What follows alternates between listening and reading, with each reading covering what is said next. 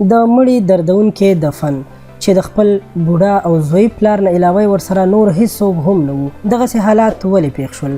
سلام او مینه دوستانو، د پښتو پوسټ په یو نوې ویډیو کې درته هرکلی وایم. دوستانو، لکه څنګه چې تاسو ته معلومه ده چې نن سبا دغه خطرناک وایرس زور اخیستی دی او ډاکټران او همدغسې دیني عالمان په بیا دا خبره کوي چې په خپلو کورونو کې کینئ او ډیر زیات مه ګرځئ. که ډیر ضرورت نه وي نو د کور نه بهر هم راوځئ. خو بیا هم ډیر خلک په دې خبرو باندې عمل نه کوي او دا ورته ټوکې ښکاري. خو اوس به راشو د خپلې ویډیو اړخ ته چې په هنګو کې کوم کس د وایرس له امله مړ شوی دی، نو هغه په یو داسې بد حالت کې دفن کړی شو چې هغه سره د کورنۍ یا د خپلې محلې هیڅوک هم نه وو او هیچا هم زړه نه ښه کوو چې هغه ته ورنږدې شي او د هغه جنازه وکړي یا د هغه دفن وکړي، ځکه چې د دغه خطرناک دښمن نه ویرېدل. د خیبر پښتونخوا یو پولیس په خپل ټویټ کې لیکلي دي چې د دغه وایرس نه د مړ شوي مریض جنازه مو نه وکړله. هغه وایي چې دا ډیره دردناکه جنازه وه او وایي چې فکر کوم چې څوک به د داسې جنازې تصور هم ونه کړي چې د دفن کولو په وخت کې د هغه خپلوان او کورنۍ هیڅوک هم نه وي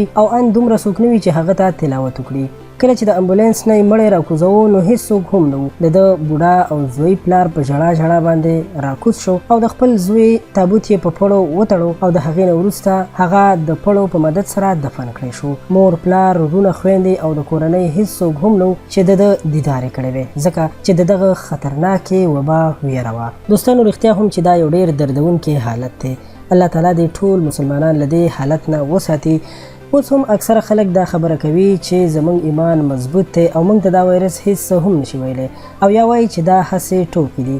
نو دوستانو، که زموږ ستاسو د ایمانونو خبره شي نو د ایماندارۍ معلومات خو د هغه ځای نه کیږي کله چې د دې وایرسو ډیر ملکونه ونیول او ان چې کله پاکستان ته داخل شو نو په هغه وخت کې ماسکونه، د لاسونو مینځلو مایع، هینډ واش یا هینډ سینیټایزر په مارکیټونو کې بند شول، یعنی د دواخانو والا یا میډیکل سټور والا ځانونو سره سټاک کړل چې په روان وخت کې به دا قیمته شي او موږ به په ډیرو پیسو باندې خرڅ کړو. قدرمنو دوستانو، زما د خبرو مقصد دا دی چې موږ تاسو ته پکار دی چې احتیاطي تدابیر اختیار کړو او بغیر د ضرورته له کوره ونه وځو، ځکه د ایمان او اسلام سره الله تعالی موږ تاسو ته عقل هم راکړی دی. نو که په خپلو ځانونو باندې رحم نه کوو، باید په نورو خلکو باندې رحم وکړو او دا مرض نورو خلکو ته انتقال نه کړو، نو زر تر زره به د دې مرض مخنیوی وشي.